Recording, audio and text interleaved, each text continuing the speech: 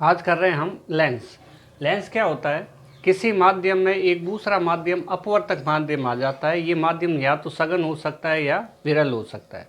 सघन माध्यम वो होता है जो जिसके पार्टिकल पास पास स्थित होते हैं, और विरल माध्यम वो होता है जिसमें कण दूर दूर उपस्थित होते हैं। अगर हम बात करें तो लोहे की, लोहा सघन माध्यम होगा, उसकी ये रुई की बात करें तो रुई विरल माध्यम होगी। दूसरा उदाहरण लेते हैं, अगर हवा की बात करें तो हवा में पार्टिकल दूर दूर है, किसकी तुलना में? पानी की तुलना में। पानी के पार्टिकल अणु जो होते हैं वो पास पास होते हैं, तो हवा विरल माध्यम होगी जिसमें कण दूर दूर है, और पानी सघन माध्यम हो गया जिसमें कण पास पास है। इसी जगह हम पानी और कांच की तुलना करते हैं तो पानी के कण दूर दूर होते हैं, किसकी अपेक्षा? कांच की अपेक्षा। कांच के अणु क्या होंगे? पास पास होंगे। तो पानी विरल माध्यम हो जाएगा यहाँ पे, और कांच क्या हो जाएगा? सघन माध्यम है। डिपेंड करता है कि किससे हम तुलना करते हैं। तो अपवर्तक माध्यम क्या होता है कि एक पारदर्शी माध्यम है, चारों तरफ हवा है, हवा के बीच में अगर हम कांच रख देते हैं जो प्रकाश किरणों को मोड़ता है, अगर मोड़ेगा तो वो हम उसे लेंस कहेंगे। लेंस का निर्माण किस तरह से किया जा सकता है? तो हम यहाँ पे पहले लेंस की परिभाषा लिख देते हैं। लेंस क्या चीज़ है? किसी पारदर्शी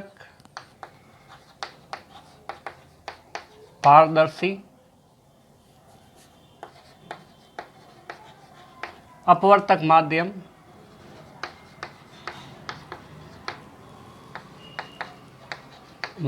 को लेंस कहते हैं। किसी पारदर्शक अपवर्तक माध्यम को, पारदर्शक का मतलब जिसे आर पार दिख सकता है, और अपवर्तक माध्यम को हम क्या कहते हैं? लेंस कहते हैं। हम थोड़ा सा इसको समझने का प्रयास करते हैं। हमारे पास कांच का एक ब्लॉक है जिसमें लंबाई, चौड़ाई और ऊंचाई तीनों उपस्थित है। हम यहाँ से इसको कट कर देते हैं, और कट इस प्रकार करते हैं कि वृत्ताकार पथ का चाप बने।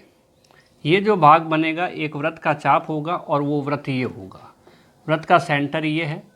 अब इधर से भी ऐसा ही काम करते हैं, इधर से ऐसा काम करते हैं, तो ये इस टाइप से कट हो जाएगा।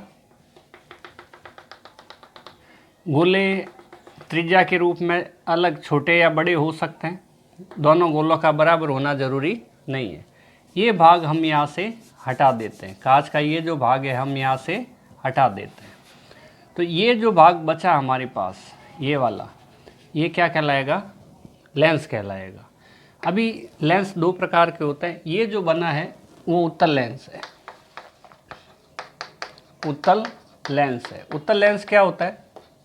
इसकी पहचान है, ये बीच में से मोटा होगा, किनारे इसके पतले होंगे। ये तीन प्रकार का होता है, नहीं बात करेंगे अभी। अभी हम बात कर रहे हैं उत्तल लेंस। लेंस बीच में से मोटा,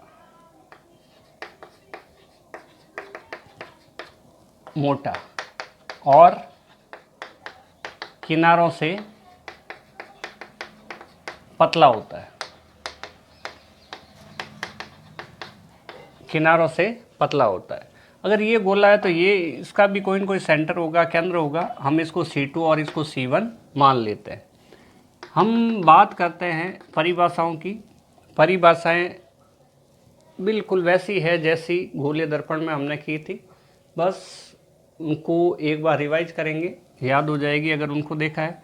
ये O है, यहाँ पे दोनों का मध्य बिंदु F1 है, और यहाँ पे दोनों का मध्य बिंदु F2 है। तो हम यहाँ देख पा रहे हैं दर्पण में एक ही वक्रता केंद्र था, यहाँ पे दो वक्रता केंद्र है, C1 और C2। C1 व C2 क्या है? वक्रता केंद्र है।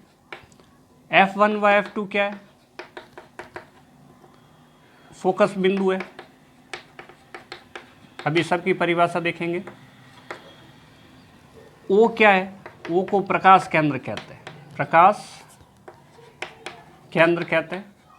और ये जो काल्पनिक रेखा है इसको हम मुख्य अक्ष कहते हैं, मुख्य अक्ष कहते हैं। ये हमारे पास उत्तल दर्पण है। पहचान कैसे हुई? ये बीच में से मोटा और किनारों से पतला है। उत्तल लेंस कौन सा होगा? बीच में से मोटा होगा, किनारों से पतला होगा। अवतल लेंस कौन सा होगा? किनारों से मोटा होगा और बीच में से पतला होगा। तो दूसरा लेंस होता है अवतल लेंस। अवतल लेंस वो होता है, अवतल लेंस सेम परिभाषा है, बस बीच में से पतला और किनारों से मोटा होता है। तो ये हमारे पास किसकी परिभाषा आ गई? ये हमारे पास आ गई लेंस की परिभाषा। ठीक है, लेंस दो प्रकार के होते हैं, उत्तल और अवतल। अभी उत्तल भी दो प्रकार के होते हैं और अवतल भी दो प्रकार के होते हैं। तो यहाँ पे अभी बात कर रहे हैं हम केवल इसकी। अब इनकी डेफिनेशन एक बार बोल के बता देते हैं। वह काल्पनिक रेखा जिस पर वक्रता केंद्र, फोकस बिंदु और प्रकाश केंद्र ये सभी उपस्थित हो उसे हम क्या कहते हैं? मुख्य अक्ष कहते हैं। वह काल्पनिक रेखा जिस पर वक्रता केंद्र, फोकस बिंदु और प्रकाश केंद्र ओ सारे उपस्थित रहते हैं उसे हम क्या कहते हैं? मुख्य अक्ष कहते हैं। गोलीय सतह यहाँ पे दो है। जिस गोले से गोलीय सतह बनी होती है उसका केंद्र वक्रता केंद्र और उसकी त्रिज्या वक्रता त्रिज्या कहलाती है। तो हम यहाँ पे OC1 is equal to R1, OC2 is equal R2 लिख सकते हैं। ठीक ऐसे ही उस गोले की त्रिज्या क्या कहलाएगी? वक्रता त्रिज्या कहलाएगी। उस गोले का केंद्र क्या कहलाएगा? वक्रता केंद्र कहलाएगा। किस गोले का? जिस गोले से ये गोलीय सतह बनी है। अगर हम इधर वाली गोलीय सतह की बात करते हैं, इधर वाली, तो उसके लिए फोकस बिंदु ये हो जाएगा, वक्रता केंद्र ये हो जाएगा और फोकस दूरी OF2 हो जाएगी और वक्रता त्रिज्या OC2 हो जाएगी। हम यहाँ पे लिखते हैं OF1 बराबर F1 और OF2 बराबर F2। तो ये सारी बातें क्लियर। अभी O का क्या कार्य? O को हम प्रकाश केंद्र कहते हैं। वहाँ दर्पण में मध्य बिंदु को ध्रुव कहते थे और यहाँ हम इसको क्या कहते हैं? प्रकाश केंद्र कहते हैं। प्रकाश केंद्र क्या चीज़ है? प्रकाश केंद्र वो बिंदु है, लेंस के भीतर उपस्थित वो बिंदु है जहाँ से प्रकाश किरणें अगर जा रही है तो बिल्कुल सीधी जाएगी, बिना मुड़े सीधी निकल जाती है। उस चीज़ को हम क्या कहते हैं? प्रकाश केंद्र कहते हैं। अब हम लेंस में देखते हैं, इसके लेंस के अपवर्तन के नियम हैं। लेंस से जो घटना होती है वो अपवर्तन होती है। अपवर्तन का मतलब क्या है? अपवर्तन का मतलब है कि प्रकाश किरणें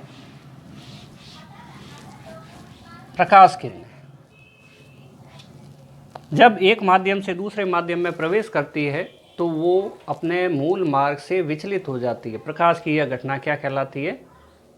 अपवर्तन कहलाती है। तो अभी हम जो नेक्स्ट टॉपिक कर रहे हैं, लेंस से अपवर्तन के नियम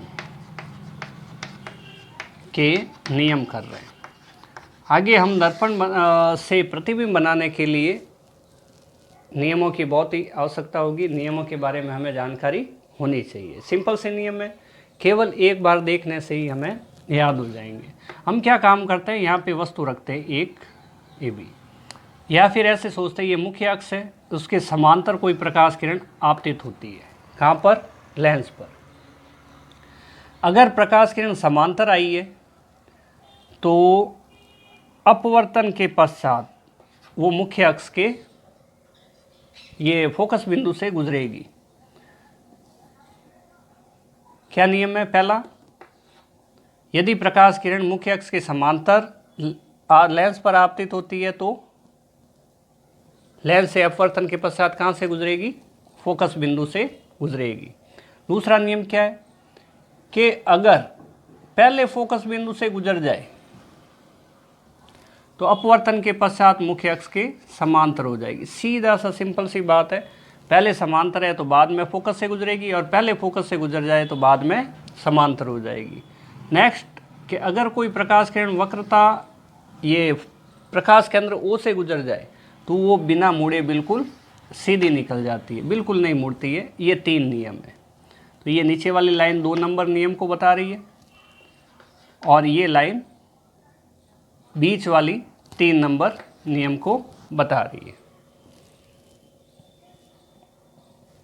तो अब हम इसको क्या लिख सकते हैं? अपवर्तन के नियम, पहला नियम क्या है? यदि कोई प्रकाश किरण मुख्य अक्ष के समांतर दर्पण पर आपतित होती है तो अपवर्तन के पश्चात, लिखने में ये थोड़ा सा बड़ा हो सकता है लेकिन याद करने में काफ़ी आसान है। अगर कोई प्रकाश किरण मुख्य अक्ष से समांतर आपतित होती है तो अपवर्तन के पश्चात कहाँ से गुजरेगी? फोकस बिंदु। समांतर आएगी तो फोकस से गुजरेगी, फोकस से आएगी तो समांतर जाएगी, और ओ से गुजरेगी तो सीधी निकल जाएगी। अपवर्तन के पश्चात फोकस बिंदु से गुजरती है। दूसरा, यदि कोई प्रकाश किरण फोकस बिंदु से होती हुई, यदि कोई प्रकाश किरण फोकस बिंदु से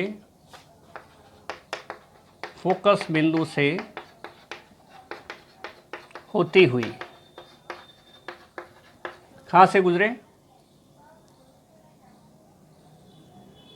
लेंस पर आपतित होती है, आपतित होती है तो अपवर्तन के पश्चात मुख्य अक्ष के समांतर हो जाती है, मुख्य अक्ष के समांतर हो जाती है। तीसरी बात क्या हो सकती है? तीसरी बात हमारे पास है कि अगर कोई प्रकाश किरण प्रकाश केंद्र O से गुजरती है, प्रकाश केंद्र O से गुजरने वाली प्रकाश किरण बिना मुड़े सीधी निकल जाती है, बिना मुड़े सीधी निकल जाती है। तो इस तरह से हमारे पास लेंस के बारे में कुछ जानकारी हुई जो इसी चैप्टर में आगे अपने किसी न किसी रूप में काम आएगी। अब हम ये भी देखेंगे कि लेंस से चिन्ह परिपाटी किस प्रकार से संबंधित है। मतलब आगे जब हम काम में लेने वाले हैं, प्रतिबिंब किस प्रकार के बनेगा, चिन्ह किस प्रकार से लिए जाएंगे, ये चीज़ हम बाद में देखेंगे।